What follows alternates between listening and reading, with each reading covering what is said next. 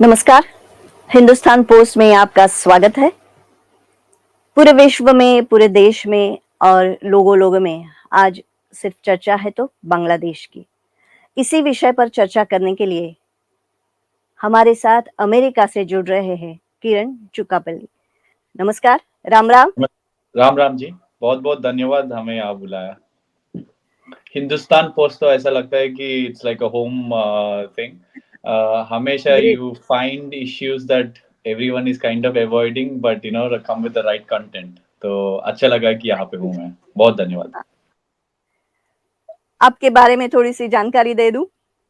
वैसे लोग तो जानते ही हैं, चलिए। लेकिन किरण जी एक एक्टिविस्ट है। उनके वो एथलीट भी है। भारत की जो ट्रेडिशनल मार्शल आर्ट्स है, उनकी भी जानकारी रखते हैं, वो सीख चुके हैं। वेदों का, उपनिषदों का भी उनका अध्ययन है और उन्होंने 2010 में एक संस्था स्थापित की है। उन्होंने अ, भारत यात्रा की है, कन्याकुमारी से कन्याकुमारी तक और 92 जो रिफ्यूजी कैंप्स है, उसमें भी वो रहे हैं। उनके लिए कई सारी सुविधा है, उन्होंने उपलब्ध की है, जैसे बिजली है, पानी है, उन बच्चों की शिक्षा है। तो मेरे ख़्याल से रिफ्यूजीज़ के साथ जिन्होंने काम किया है, जिनके बारे में वो अच्छी तरह से जानते हैं, उनको आज हमने यहाँ पे बुलाया है। तो किरण जी, हम शुरुआत करते हैं। मैं सबसे पहले आपको पूछना चाहूँगी कि पंतप्रधान शेख हसीना, अचानक उनको कई दिन पहले तानाशाह बना दिया गया। मीडिया ने करेक्ट। उनको तानाशाह बना दिया। तो करेक्ट। इसका क्या कारण है, इसकी क्या वजह है? और जो कुछ हुआ है 2-3 दिन पहले से, उसके उसका क्या कारण है, उसकी क्या वजह है? नहीं, एक बहुत बहुत धन्यवाद इंट्रोडक्शन के लिए फिर से, और सब व्यूअर्स के लिए भी हमारा प्रणाम। और जैसा अभी शेख हसीना जी, जो एक्स प्राइम मिनिस्टर बांग्लादेश की थी, तो उन्होंने अभी तक फॉर लास्ट 45 इयर्स उन्होंने जब रूल किया, तो बांग्लादेश को इकोनॉमिकली पूरा दुनिया के मैप में रखा है। जैसा अभी मैं यूएस में अभी प्रवास में हूँ, मैं योग सिखाता हूँ, जो भी भिक्षा मुझे मिलता है वो लाके वापस मैं भारत में हमारा हिंदू शरणार्थी के लिए काम करता हूँ। तो यहाँ पे जब भी मैं बाहर जाता हूँ, तो मैं रिसर्च करता हूँ, क्योंकि हम एक ब्रांड भी शुरू करना चाहता है, जो हिंदू रेफ्यूजी महिलाएं करती है। तो वो पूरा सिलाई, एम्ब्रॉयडरी सब उनका कर रहा है, वो अभी आने वाला है। तो उसका रिसर्च में जब भी मैं कहाँ पे भी जाके एक कपड़ा पकड़ के देखता हूँ, तो हमेशा मेड इन बांग्लादेश का नाम आता ही है ना? हुँ, तो वो वहाँ से लेकर उन्होंने इकोनॉमिकली, और एट द सेम टाइम ऐसा आप बोल सकता है कि अनफॉर्च्यूनेटली जो हमारा भारत के चीफ मिनिस्टर, जो वेस्ट बंगाल का चीफ मिनिस्टर है, वो भी एक महिला है। तो उनसे बेहतर काम बंगाल हिंदूज के लिए शेख हसीना जी ने काम किया है। तो मतलब वो हमेशा माइनॉरिटीज के लिए काम करती है। और उन्होंने बहुत सारा, जैसा आप बोलते हैं एक सेक्युलर प्राइम मिनिस्टर जैसा रहना है, वैसा उन्होंने बहुत सारा काम किया है। तो उनको, और वो डेमोक्रेटिकली एक इलेक्शन जीती है, और उनको एक डेमोक्रेटिक इलेक्शन से आज रिजाइन करा के ऐसा एक अनार्की को एस्टैब्लिश करने का जो काम चल रहा है, वो बहुत ही दुख बात है। और जैसा अभी इसका पीछे तो बहुत सारा कारण है, हम ये 40-45 दिन का नहीं देखना चाहिए। जो हुँ, बहुत लोग अभी मीडिया में, अगस्त 6 को आप मीडिया में देखिए, बड़ा-बड़ा न्यूज़ चैनल्स देखिए, न्यूयॉर्क टाइम्स हो सकता है, सीएनएन हो सकता है। मैं 100% ये कहता हूँ कि वो सब एक ही जैसा हेडलाइंस होगा, और वो हेडलाइंस ऐसा होगा कि एक डिक्टेटर है। आप एक डेमोक सद्दाम हुसैन को या किसी को और लिबिया में वहाँ पे आप डिक्टेटर कहो, ठीक है। पर ये तो क्लियरली डेमोक्रेटिकली इलेक्शन जीत के एक पार्टी इंफ्रास्ट्रक्चर बना के उन्होंने प्राइम मिनिस्टर बना है, उनको आप एक डिक्टेटर कैसा बोल सकते हैं, है ना? और उसके बाद सेकंड वन और एक आता है कि जेनज़ी, पूरा जेनज़ी मिला के, मतलब ये जो स्टूडेंट्स है, तो स्टूडेंट्स पूरा मिला के इनको गिरा दिया। ये कोई स्टूडेंट का प्रोटेस्ट लग रहा है दीदी आपको? आप देख लीजिए ना खुद, है ना? लोग को रिवर्स टांगा रहा है ब्रिजेस से, है ना। और जहां पे भी भारत का झंडा दिख रहा है, तो वो भारत का झंडा को वो डिस्ट्रॉय कर रहा है, वो एम्बुलेंस के ऊपर भी। एम्बुलेंस को इसीलिए वो दहन कर रहा है क्योंकि उसके ऊपर भारत का झंडा है। तो ये क्लियरली डायरेक्टेड है। और हम ये समझ सकता है कि ये जो स्टूडेंट प्रोटेस्ट हम बोलते हैं, तो ये कहाँ से सेंटर हुआ, कहाँ पे ये एपी सेंटर कहाँ था। एक यूनिवर्सिटी है, ब्राक यूनिवर्सिटी, BRAC यूनिवर्सिटी, हाँ। ठीक है। और ये BRAC यूनिवर्सिटी कहाँ से आया है, किसने ये शुरू किया है। एक BRAC बोल के एक ऑर्गेनाइजेशन जो है, उन्होंने शुरू किया है। ये BRAC का मतलब बिल्डिंग रिसोर्सेस अक्रॉस कम्युनिटीज, ठीक है जी। ये इनका NGO जैसा एक काम है बांग्लादेश में। और इसका फंडिंग कहाँ से मिलता है, ये आम एक बार सोच के देखना पड़ेगा। इसको फंडिंग मिलता है millions and million dollars US aid और गेट्स फाउंडेशन से। ये जो जो US डीप स्टेट का एक ऑर्गेनाइजेशन है ये। इसमें एक इंटरेस्टिंग बात है हमारा रिसर्च में कि गेट्स फाउंडेशन ने रिसेंटली 1.5 मिलियन डॉलर्स ये ब्रैक ऑर्गेनाइजेशन को दिया है। और ये किसके लिए दिया है, to build preparedness and emergency response capacity. मतलब अगर कुछ इमरजेंसी आ गया, कुछ हो गया, तो वो रेस्पॉन्ड करने के लिए एक 1.5 मिलियन डॉलर दिया गया है। तो आप ये समझ सकते हैं, है ना। और एम्बेसडर, बांग्लादेश का एम्बेसडर कौन थे, पीटर हास थे। और पीटर हास कौन है, एक बहुत ही लीनिएज का फैमिली से आते हैं। और वो भी ये माना जाता है कि जो अभी प्रेसिडेंट है और बिफोर प्रेसिडेंसी के लिए जो लड़ा है, तो उनसे बहुत खास है।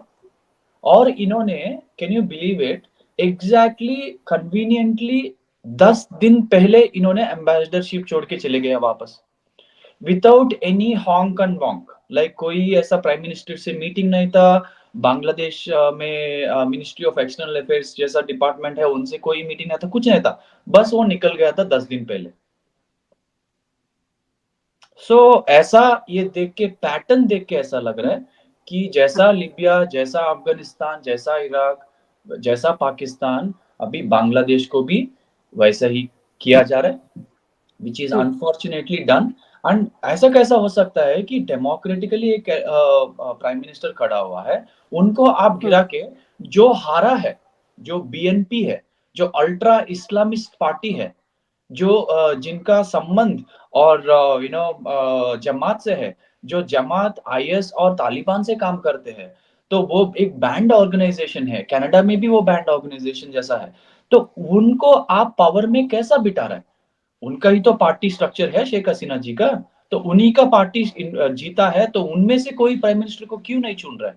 जो BNP का जो चेयरमैन है, जो लंदन में बैठा है, वो अभी राज चलाने वाला है। How is this falling down, bringing down a democracy. ये तो हो ही नहीं सकता। So this is a deep conspiracy. और जो बांग्लादेश में हुआ, ये बांग्लादेश के ही सिग्निफिकेंट नहीं है, ये पूरा दुनिया के लिए है। और सबसे ज्यादा भारत के लिए बहुत बहुत सिग्निफिकेंट है। एक, क्योंकि वो हमारा नेबर है। दूसरा, वो एक ही ऐसा एक नेबर थे जो US और चाइना के लिए चाइना के आगे स्टैंड कर सकते थे। और वैसा एक नेबर को हम इस स्थिति में देखना भारत के लिए ये शुभ सूचक नहीं है। लेकिन भारत ने क्या सीखना चाहिए इससे? बहुत कुछ सीखना चाहिए, बहुत कुछ। एक एक यूनिवर्सिटी में एक प्रोटेस्ट शुरू करके उसको कैसा ये लेके जा सकता है, तो ये हम खुद देख सकता है। तो युवा को आज देखना चाहिए। मैं ये नहीं मानता हूं कि वो पूरा स्टूडेंट गलत है।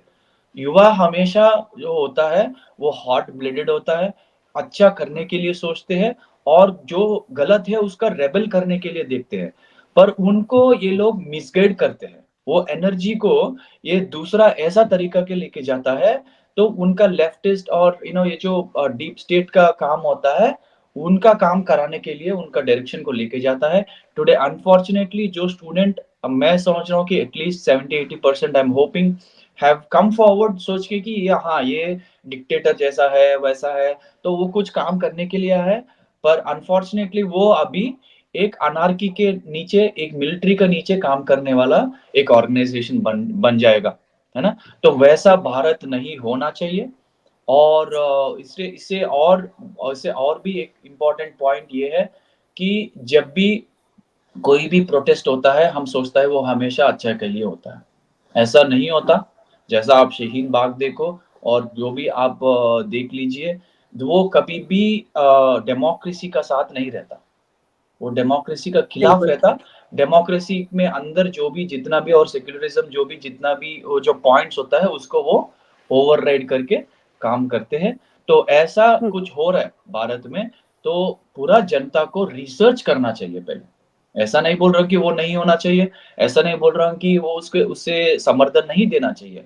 रिसर्च करके सोच समझ के ये किसका इसका पीछे कौन है, कौन फंडिंग कर रहा है, वो सब आप भी सोच के रेस्पॉन्सिबली करना चाहता है। क्योंकि आप ये सोच लीजिए कि बांग्लादेश एक मुस्लिम कंट्री है। तो अगर एक मुस्लिम कंट्री में आप ये कर सकते हो, तो भारत एक डाइवर्स कंट्री है। जितना सारा लैंग्वेजेस, जितना सारा स्टेट्स, इतना सारा डाइवर्सिटी, बहुत सारा खाना, सब कुछ अलग है हमारा। तो हमारा और भी हम सोच समझ के सब कुछ करना पड़ता है, क्योंकि we are very vulnerable because of this beautiful fabric also at the same time. तो इसीलिए हमको सोच समझ में काम करना चाहिए। और इससे ऊपर है जो अभी बांग्लादेश का हिंदू, वो कहाँ हुँ, जाएँगे? हाँ, वो बहुत इम्पोर्टेंट डिस्कशन होगा हमारे लिए। हाँ। और हम जैसा देख रहे हैं, कई वीडियोज़ आ रहे हैं, उन पे जो अत्याचार किए जा रहे हैं, तो हमेशा वही होता है कि दुनिया में कहीं भी कुछ हो जाए, तो इन मुस्लिम कंट्रीज़ में हिंदुओं को टारगेट किया जाता है। तो जो सीएए बना था, वो तो मतलब 2024 तक के लिए है नहीं, करेक्ट। लेकिन इसमें आपको क्या लगता है? कुछ अमेंडमेंट्स की ज़रूरत है? इस सीएए का फ़ायदा होगा? क्या लगता है आपको और सरकार ने क्या करना चाहिए? सीएए हम लास्ट टाइम जब हमने एक इंटरव्यू किया था, उसी में भी हमने क्लियरली बताया कि सीएए 2014 तक अच्छा है, हाँ, पर उसको बिल्कुल। 100% 2024 दिसंबर 31st तक अमेंडमेंट करना ही चाहिए। जी, तभी उसका फ़ायदा उठा सकते हैं हम। अगर नहीं है, तो ये बहुत छोटा उसका इम्पैक्ट होगा, क्योंकि वो इतना बड़ा महत्वपूर्ण स्टेप था। पर उसका अच्छा-सा इम्पैक्ट लाने के लिए उसको 2024 दिसंबर 31st तक एट लीस्ट उसको करना चाहिए, तभी इन सब का फ़ायदा होगा। नहीं है तो आप जैसा अभी बोल रहे हैं, नहीं तो यही होगा हमेशा कि जैसा युगांडा में हिंदूज़ को भगा दिया, तो बस हमको तो हम कुछ नहीं कर पाया, बस देखते रहा। भूटानीज़ हिंदूज़ को भगा दिया, बस हम देखते रहा, है ना? जी, और अभी कश्मीरी पंडित्स को तो हमको पता ही है वो सब अभी, है ना? सो अभी अफ़गानिस्तान से लास्ट जो बचा-उचा हिंदू थे, उनको हेलीकॉप्टर में भारत लेके आके उसको सेलिब्रेट किया हमने। हुँ, हुँ, हम वही करने वाला है, बांग्लादेश में भी। तो आखिरी जी, तक देख के बस क्योंकि 29.5% हिंदू थे 1931 में। हुँ, राइट नाउ इन 2011 9.5% हिंदूज़ है। अभी स्टैट्स बोल रहे हैं कि 6% है। तो ऐसा लग रहा है कि एक 100 साल मतलब 2031 तक तो कोई है ही होगा ही नहीं। 30 इयर्स प्रेडिक्शन कर रहा है कि बहुत लोग ऐसा प्रेडिक्शन कर रहे हैं कि in 30 years there will be no Hindu in Bangladesh. मुझे तो ऐसा लग रहा है कि नेक्स्ट 6-7 इयर्स में भी वो खत्म कर देगा ऐसा तो। है ना? सो जी, हम आखिरी तक वेट करेंगे या बॉर्डर ओपन करेंगे। जैसा हमारा बहुत सारा बांग्लादेश में अभी एक्टिविस्ट काम कर रहा है, तो हमको बहुत सारा वीडियोज़ आया है जो मैं आपको भी शेयर करूँगा। जो कल रात को कितना लोग हमारा हिंदू लोग भारत बॉर्डर आके वेट कर रहा है ना? हुँ, सो इसीलिए हम तुरंत इस पे एक्शन लेना चाहिए। लास्ट टाइम 1970-71 में हमको बिल्कुल लेट नहीं करना चाहिए मंजीरी जी। क्योंकि जी, जी, 70-71 को जेनोसाइड है, उस जेनोसाइड में 2.4 मिलियन मतलब 24 लाख हिंदू को मारा गया, 1 साल में। Can you imagine? ये ऑलमोस्ट ये जो हॉलोकॉस्ट हम हिटलर को हम नाज़ी जो हम बोलते हैं, उसमें 6 मिलियन ज्यूस को मारा गया। उसमें से हुँ, आधा है 1 साल में कर दिया था, पर कोई बात ही नहीं जी, करता इसका। है ना? तो एक दिन में, एक साल में बहुत कुछ हो सकता है। कल बहुत कुछ हुआ है। 48 डेथ्स हम खुद हमारा टीम ने अभी तक वहाँ पे रिपोर्ट किया है, और बहुत सारा हमने ऑलरेडी लिस्ट आउट कर रहे हैं। इस बार पूरा डॉक्यूमेंटेशन कर रहा है। हर घर, हर विलेज कहाँ पे क्या हो रहा है वो डॉक्यूमेंटेशन पूरा कर रहा है। इस्कॉन मंदिर को क्या किया हमने देखा देखा है। है ना? इस्कॉन जी। मंदिर को बांग्लादेश में कुछ भी करना, इट इज़ ऑलमोस्ट लाइक आप you are hitting the breast of your own mother. क्योंकि इस्कॉन ऐसा एक ऑर्गेनाइजेशन है, बांग्लादेश में जब हुँ, एब्सोल्युटली क्राइसिस आ गया था, खाना भी नहीं मिल रहा था, तो इस्कॉन ने रिस्पॉन्ड करके जो बीटल्स, हुँ, रॉक बैंड है, क्योंकि वो फॉलोअर्स थे इस्कॉन का, उनको रिक्वेस्ट हुँ। करके न्यूयॉर्क सिटी में बड़ा बड़ा कॉन्सर्ट करके वो पैसा पूरा वापस बांग्लादेश लाके उनको खाना खिलाया था। और पहला आप क्या करते हैं? इस्कॉन जाके उसको जलाते हैं। अभी क्या करेंगे अभी इसको आप बताइए? तो हिंदू का क्या होगा? आप खुद देख सकते हैं। हमको तुरंत इसमें रिस्पॉन्ड करना चाहिए। हाँ, मेरे ख़्याल से जैसा आपने कहा कि हम लोगों को जान लेना चाहिए कि क्या हो रहा है, रिसर्च करना चाहिए। तो मेरे ख़्याल से नैरेटिव्स ऐसे बना दे दिए जाते हैं, लेफ्टिस्ट बनाते हैं और उसपे हमारी युवा पीढ़ी भी उसपे विश्वास करती है।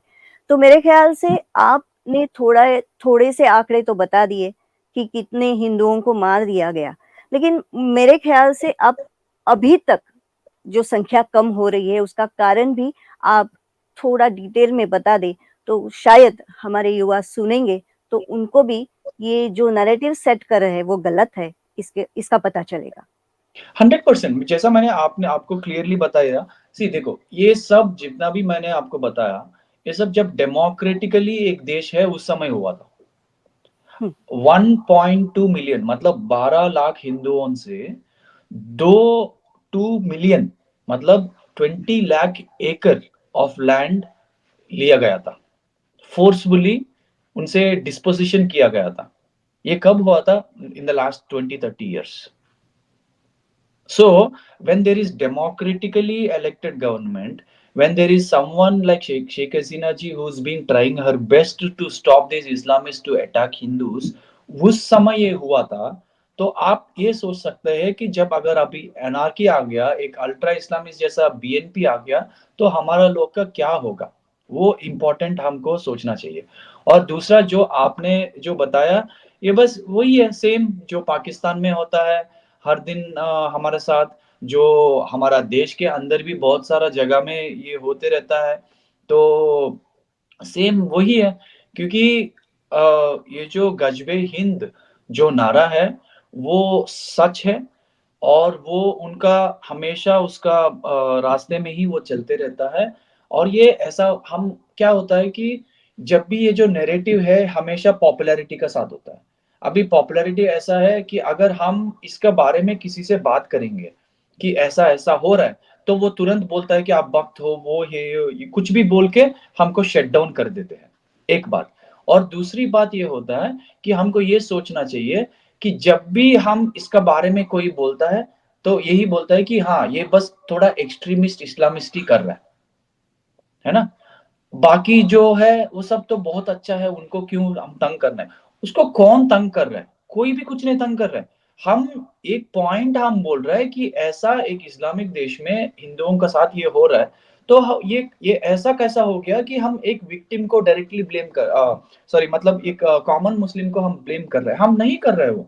हम जो है वो बोल रहे हैं। और दूसरी बात ये है कि जितना भी ये जो कॉमन मुस्लिम है, जो अच्छा मुस्लिम है, जो विक्टिम कार्ड चलाते हैं, उसमें से कितना लोग बाहर आके उनका खुद का मदरसा में जब ऐसा कुछ सिखा रहा है, कुरान को गलत तरीका से वो बोलता है कि वो सिखा रहा है, तो वो कितना लोग ने रोका है वो। जब आपने नहीं रोका और उसका जो फल मिल रहा है, आपका एक जो एक्सट्रीमिस्ट जो फल दे रहा है, उसको एन्जॉय कर रहा है, और उसके बाद विक्टिम कार्ड भी प्ले कर रहा है। तो इसका वजह से मीडिया भी जहाँ पे उनको सुनता है बस वही वो whoever is funding them wherever they are getting money from, वही वही वो भी दिखाता है ना? So this is a whole bigger game than what we can understand. इसीलिए हिंदुस्तान पोस्ट जैसा मीडिया जो आते हैं बाहर, तो I think all of you also in in the Hindustan Post have to work harder, जी, क्योंकि पिछले 500 600 इयर्स मतलब ऑलमोस्ट 30 40 जनरेशंस हमारा सैक्रिफाइस एंसेस्टर सैक्रिफाइस किया, तो हम यहाँ पे एक हिंदू जैसा बैठा है। तो ये ऐसा समय है, एक और जनरेशन को हमको सैक्रिफाइस करना पड़ेगा। जी। तो उस अ, सैक्रिफाइस में हम सब भी ज़्यादा काम करना पड़ेगा। जी। हमारा इतिहास जो है वही दबाया गया है। तो आज की युवा पीढ़ी है वो जानती ही नहीं है कि कितने लोगों ने इस देश के लिए, हमारे भारत देश के लिए सैक्रिफाइस किया है। तो वो का बताने की भी बहुत ज़रूरत है, ऐसा मुझे लगता है। अब अब विचार जो आता है वो ये है कि सरकार इसमें क्या कर सकती है? नहीं, बहुत कुछ कर सकते हैं। पहला ये चीज़ है कि इतिहास को जो मिटाया, जैसा उनको मैनिपुलेट किया, वो उसका वजह से हमने पिछले ती 3-4 डेकेड से बहुत सारा कन्फ्यूजन और 1-2 जनरेशन ऐसा एकदम कन्फ्यूज़्ड अभी हो गया है। मतलब पर इसका मतलब ये नहीं है कि हमारा हिस्ट्री को कोई मिटा सकते हैं, वो कभी नहीं हो सकता। सनातन धर्म और हमारा हिस्ट्री को कोई नहीं मिटा सकता। बस इससे प्रॉब्लम ये होता है कि जो सनातन धर्म फॉलो कर रहा है, तो उनका बहुत ही प्रॉब्लम्स अभी हो रहा है ना? So but we need to understand that जैसा हमारा मुंडक उपनिषद ने बताया, उसी को हमारा कॉन्स्टिट्यूशन का एम्ब्लम में भी बताया, सत्यमेव जयते, ट्रुथ शैल अल्टीमेटली प्रिवाइल। आज जो युवा है, वो सच्चाई के लिए बहुत सारा लड़ाई कर रहा है।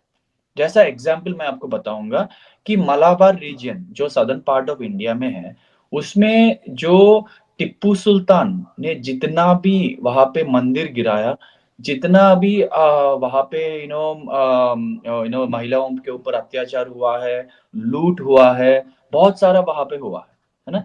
तो वहां पे सेक्युलरिज्म को एस्टेब्लिश करने के लिए टिप्पू जयंती करवाना लगा, जी, है ना? तो उसको उसके लिए हिस्ट्री को पूरा उसको बदलना पड़ा कि टीपू सुल्तान एक फ्रीडम फाइटर है, वो है, ये है ना? तो इससे क्या हो गया कि वहाँ पे और भी फ्रिक्शन बढ़ गया, क्योंकि हुँ, अभी भी जो टिप्पू सुल्तान का जो तलवार से जो रक्त निकला है, वो अभी भी वहाँ पे ज़िंदा है ना? सो वहाँ पे क्या हो रहा है अभी कि when people ask that we don't want to celebrate Tipu Jayanti, they are forced to do celebrate Tipu Jayanti. तो जब वो फोर्स करते हैं, तो उससे वो रेबल करने लगता है, और तब उनको बोलता है एक एक्सट्रीम हो रहा है, वक्त हो रहा है, ये हो रहा है, वो हो रहा है, that is all happening. But आप ये देख लीजिए कि अभी टिप्पू टिप्पू जयंती जो है, वो बहुत ही कम हो गया है, और नेक्स्ट 3-4 1-2 डेकेड्स में वो तो एकदम मिटाएंगे, और वही जो सच है, वो अभी वापस पूरा आ रहा है। समझ रहे हैं ना जी? तो ये अभी तक जो सनातन धर्म को फॉलो करते हैं, जो एक्टिविस्ट है, वही करते आया है। वो इसी काम अभी हमारा गवर्नमेंट भी टेक अप करना चाहिए। हमारा हिस्ट्री बुक्स जी, को एकदम जैसा है वैसा, हम ये नहीं बोल रहे कि मैनिपुलेट करो, जैसा ही वैसा उसको लिखो, हमारा वीरता बाहर आएगा ही। और आप तो वीर भूमि में हैं अभी, जहाँ से छत्रपति शिवाजी महाराज आया है, तो उनका तो एक कॉलम होता है ना? और अकबर के बारे में बड़ा-बड़ा स्टोरीज़ होता है, जी। औरंगज़ेब के बारे में स्टोरीज़ होता है, तो वो आप रिवर्स कीजिए, पूरा समझ में आ जाएगा सबको। और हम सावरकर स्मारक में बैठे हैं। हाँ जी, सावरकर जी का कहना था कि जो इतिहास भूल जाते हैं, उस देश का भूगोल बदलता है। एब्सोल्युटली। 1947 में तो हमारा भूगोल बदल गया है। अगर वो आगे जाके नहीं बदलना पड़े तो अच्छा है, लेकिन उसके लिए हमें काम करना पड़ेगा और यही हमारी भी कोशिश है, हिंदुस्तान पोस्ट की भी हाँ कोशिश जी, वही है। हाँ जी, हाँ जी। जैसा आप सेक्युलरिज़्म की बात कर रहे थे, अभी ऐसा है कि अ, हमारे देश में हमारे दिल्ली के मुख्यमंत्री भी कहते हैं कि वक्फ बोर्ड अगर पूरी जितनी संपत्ति जुटा लेना चाहता है, वो देने के लिए हम तैयार हैं। ऐसा इस देश में हो रहा है। अभी कर्नाटक में एक मंदिर को अ, किसी मुस्लिम के हाथों सौंपा दिया गया। तो मुझे हमेशा ऐसा लगता है कि ये सेक्युलरिज़्म का जो नारा लगाते हैं, वो हमारे ही लोग हैं, हिंदू ही हैं, तो क्या वो जानते नहीं है कि आगे चल के वो भी उनके लिए काफ़िर ही है? जैसे हम लोग तो मरने वाले ही, अगर हम सनातन धर्म का नाम ले रहे हैं, हिंदू धर्म का नाम ले रहे हैं, इस देश को बचाने की कोशिश कर रहे हैं, तो हम पे छुरी तो चलने ही वाली है। लेकिन जो सेक्युलरिज़्म का नारा लगा रहे हैं, वो भी उनके लिए काफ़िर है। तो क्या कहेंगे आप इस बारे में? दीदी मैं आपको ये बात क्या बोलूँ, अभी दिल्ली चीफ मिनिस्टर अगर वो बोल रहा है, तो वो एक हँसने की बात है, क्योंकि दिल्ली में बचा क्या है? पूरा जी। रेजिना हिल का 70% तो ऑलरेडी वक्फ बोर्ड का पास ही है। हुँ। जहाँ पे नहीं, और पूरा देश में हमारा ही हो रहा है मिनिस्टर ये। बैठते हैं, जहाँ पे हमारा कोर्ट बैठते हैं, जो इलाहाबाद कोर्ट हो सकता है, वो कहीं भी हो सकता है, कुछ भी हो, वो सब ऑलरेडी वक्फ बोर्ड का ही है। तो वो कुछ भी बोल लेगा सेक्युलर, उसमें वहाँ पे कुछ बचा ही नहीं है, जो अभी वो जी। वक्फ बोर्ड के लिए दे सकता है ना? तो तो ये जो सेक्युलरिज़्म, हम जैसा मैंने अभी पहले भी बोल रहा था कि इसको अभी तक फ़ॉल्स नैरेटिव और मैनिपुलेशन के ऊपर इसको रखा गया, और वो कभी नहीं टिकने वाला है, क्योंकि एनी पीस जो है, जो शांति जो वो हमेशा सच्चाई के ऊपर ही खड़ा हो सकता, झूठ के ऊपर खड़ा नहीं हो सकता। तो इसीलिए जितना भी झूठ बोल के हमको ये सेक्युलर का फेक सेक्युलरिज़्म जो हमको सिखाया जा रहा है, तो उसके ऊपर अभी यूथ बहुत गंभीरता से लड़ाई कर रहा है, और आगे जाके भी लड़ाई करेंगे। तो अभी वक्फ बोर्ड का भी एक अभी नेक्स्ट हम उसमें भी हम काम शुरू करने वाला है। तो definitely as I said, time will tell everything. Yes. Only thing I can say is peace can only be established over truth. जैसा सत्यमेव जयते हमारा मुंडक उपनिषद में बताया, वो आगे आएँगे, ज़रूर आएँगे। एंड जैसा आपने जी। सावरकर जी का नाम आपने लिया है, तो he is a clear testimonial on what one person can make a difference. ना? यस। सो ऐसा हमेशा युग पुरुष तो हमारा हर एक स एक एक 100 इयर्स में आते रहता है, बस वो एक इतना सारा काम कर सकता है। पर अभी सावरकर जी का इंस्पिरेशन से हो, शिवाजी महाराज जी से इंस्पिरेशन हो, या साउथ इंडिया में अल्लूर सीताराम राजू जी का इंस्पिरेशन हो, उनसे अभी बहुत सारा यूथ आगे आ रहा है, सच्चाई सीख रहा है। तो जब सच्चाई बाहर आ जाएँगे, तो सब कुछ जय ही होगा हमारे लिए। और पूरे विश्व में भी जहाँ मुस्लिम ज़्यादा संख्या में हो रहे हैं, वहाँ पे जो हो रहा है, वो भी युवा पीढ़ी देख रही है। तो हुँ, हुँ। थोड़े-थोड़े हिंदू जाग रहे हैं, ऐसा मुझे लग रहा है। कई चीज़ों से, कई प्रोटेस्ट वो कर भी रहे हैं, लेकिन पूरी तरह से हिंदुओं ने जागना चाहिए। ऐसा नहीं होगा कि कहीं शिवाजी महाराज आ गए, फिर से सावरकर जी आ गए।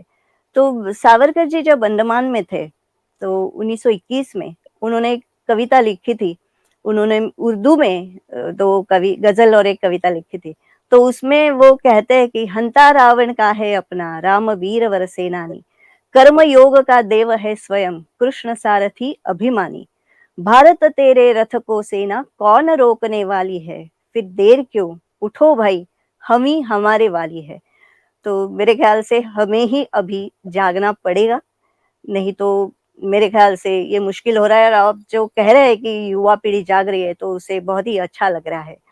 हाँ आप जी, क्या और सोचते हैं? हाँ जी, हाँ। दीदी सॉरी, मैं यही बोलना चाहता हूँ कि अभी क्या होता है कि जब हम सच्चाई, फैक्ट्स को सामने रखते हैं, तो हुँ, अभी के लिए हिंदू कम्युनिटी जो है, वो सुनता है। पर उसको एक्सेप्ट करने के लिए जो माइंड कंडीशन जो ऑलरेडी उनका हुआ है, वो अलाउ नहीं करता। क्योंकि क्या होता है कि ऐसा नहीं है कि अभी यहाँ पे बैठा है बहुत बड़ा सीईओ, जितना भी यूएस में बड़ा सीईओ है, वो सब भारतीय का बीज है ना? तो हुँ, उन सब ये नहीं समझता, ये हम नहीं सोच सकते। वो हुँ, समझना नहीं चाहता है, हाँ, क्योंकि अगर वो सोचेंगे तो उनको पता ही ये सच है। तो उनको अभी इसके ऊपर काम करना पड़ता है। मतलब उनको वो कम्फर्ट ज़ोन से बाहर आना पड़ता है, बाहर तो आना वो नहीं पड़ेगा। आना चाहता है। इसके लिए समय लगेगा। फैक्ट्स जी। को हम जितना आगे लेके जाएँगे, तो वो होते रहता है। और ऐसा हुँ, चीज़ है कि जैसा आप सोच सकते हैं कि हमारा हिंदुस्तान पोस्ट, अभी आप एग्ज़ाम्पल हम हमारे खुद का लेंगे, तो आपका जो अभी सावरकर अकेडमी से आप स्मारक से यहाँ पे ये जो आपने शुरू किया है, तो हम ये सोच सकते हैं कि ये जितना ज़्यादा लोग नहीं देखते, जितना न्यूयॉर्क टाइम्स देखेंगे। है ना? बट क्योंकि एक एग्ज़ाम्पल मैं आपको बताना चाहता हूँ कि आंध्रा में एक फ़ोटोग्राफ़र थे, फ्रीडम टाइम में, फ्रीडम फाइटिंग का टाइम में। तो he wanted to serve country, he wanted उन्होंने उनका जीवन देश के लिए देना चाहता था, पर उनके लिए ऑलरेडी 5 बच्चे थे।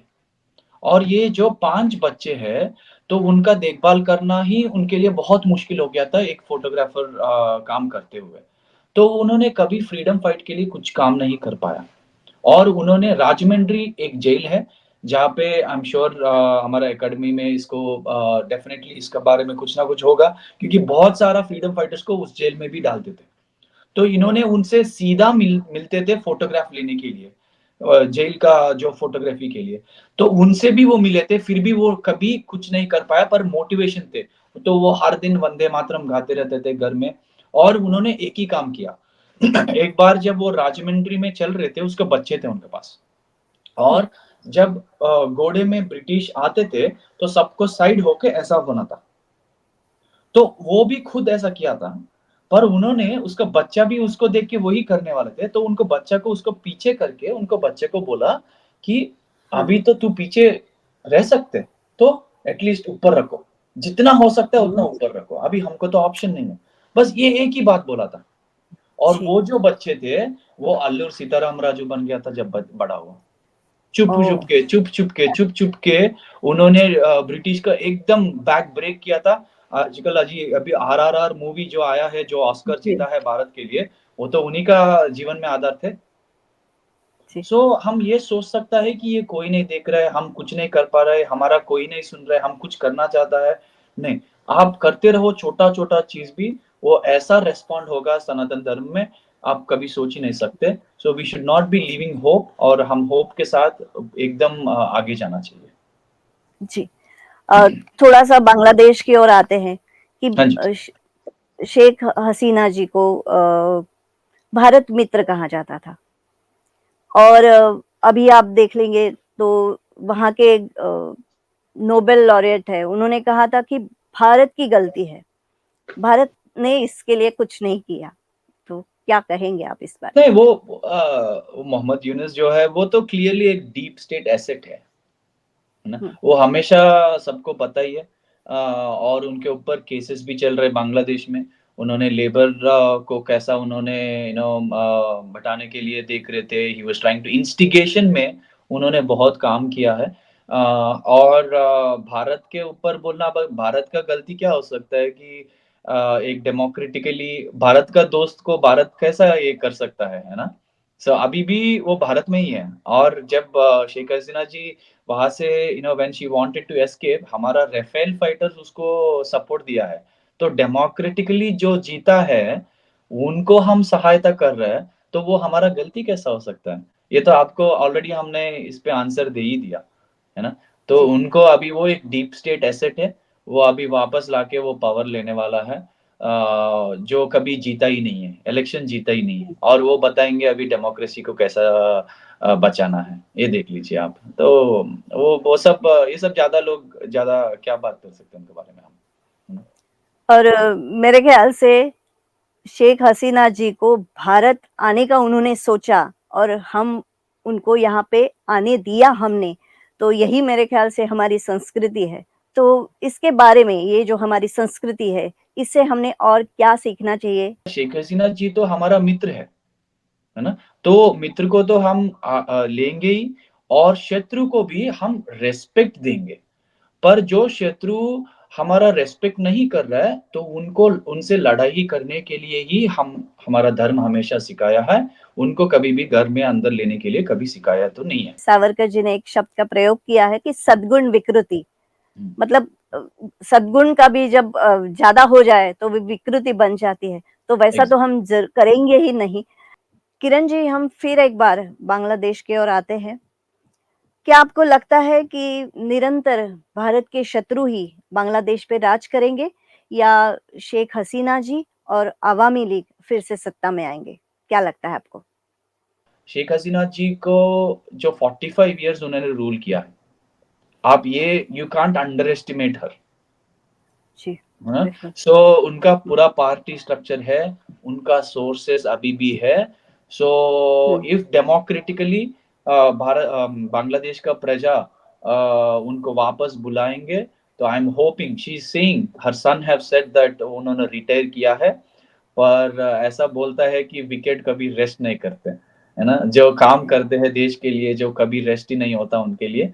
तो आई एम होपिंग जी, कि बांग्लादेश का लोग जो है वो जल्दी से जल्दी सीखेंगे कि ये गलत किया हमने और उनको हाँ, इनवाइट करेंगे और वो वापस जाएँगे और तब तक भारत उनका रक्षा करना चाहिए। जी, जी।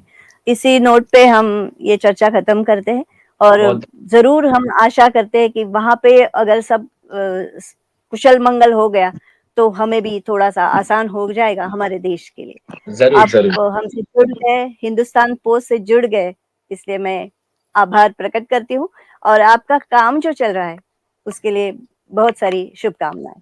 Sorry, sorry. धन्यवाद।